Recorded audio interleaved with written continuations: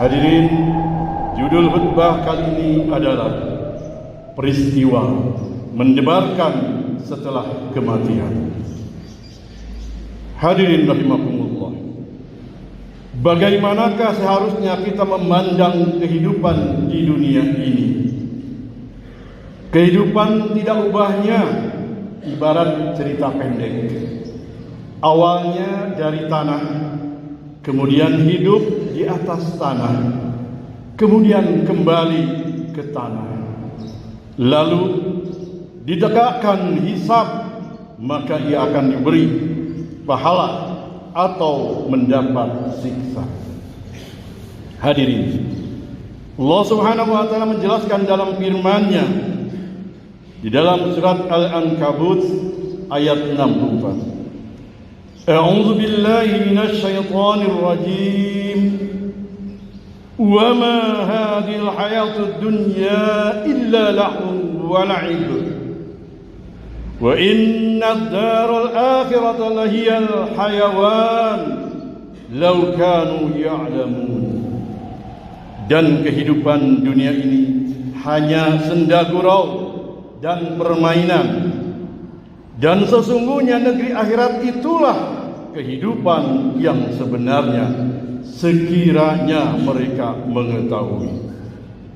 Dunia ini hanya sebagai hiasan saja dan tempat kesenangan. Dunia akan sirna dan cepat segera habis, sehingga tidaklah seorang yang terlalu mencintai dunia kecuali ia akan menyesal. Apakah yang menjadikan perjalanan hidup di dunia ini amat cepat? Hal itu terjadi karena adanya kematian. Datangnya tiba-tiba tanpa kenal waktu, tempat dan keadaan, menimpa siapapun, baik anak kecil, remaja, dewasa. Kullu nafsun za'iqatul maut. Setiap yang bernyawa pasti akan merasakan mati. Qul innal mauta alladhi tafirruna minhu fa innahu mulaqikum. Katakan Muhammad, sesungguhnya kematian yang kalian selalu lari darinya pasti akan menghampiri dirimu. Ketika rombongan pasukan perang yang hendak berangkat, terlebih dulu kaum muslimin berpamitan dengan mereka satu persatu. Ketika mereka menyalimi Abdullah bin Rawahah, mereka melihat menangis dengan keras. Lalu ditanyakan kepadanya, "Kenapa engkau menangis wahai Ibnu Rawahah?" Ia menjawab, "Aku menangis bukan karena khawatir kehilangan dunia atau khawatir terhadap kematian, melainkan aku takut dengan firman Allah, wa in minkum ila wariduha kana ala rabbika hatman maqdiya."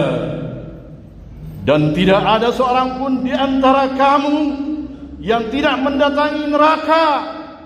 Hal itu bagi Tuhanmu adalah sesuatu ketentuan yang sudah ditetapkan. Hadirin, bukan kematian yang kita takuti, sebab kematian adalah sebuah kepastian yang akan kita alami bersama. Namun yang kita takutkan apa yang terjadi setelah kematian. Sehingga Rasulullah SAW memberi nasihat akan pentingnya membekali diri untuk menghadapi hari setelah kematian. Ketika ada seorang sahabat yang bertanya kepada beliau, "Wahai Rasulullah, siapakah yang beriman yang cerdas itu?" Beliau menjawab, "Yang paling banyak mengingat kematian dan yang paling bagus persiapannya setelah kematian." Hadis riwayat Ibnu Majah. Hadirin rahimakumullah, ada 3 tempat tinggal setelah kematian yang mendebarkan bagi kita.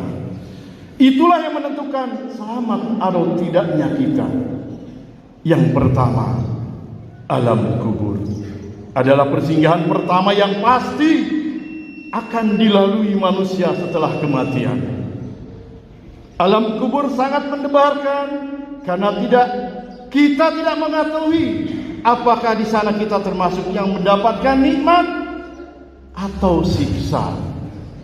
Setiap kali sahabat Utsman bin Affan radhiyallahu anhu melewati kuburan, beliau menangis dengan sekeras-kerasnya seraya berkata, "Aku mendengar Rasulullah sallallahu alaihi wasallam bersabda, alam kubur adalah awal perjalanan akhirat. Barang siapa yang berhasil di alam kubur, maka setelahnya lebih mudah.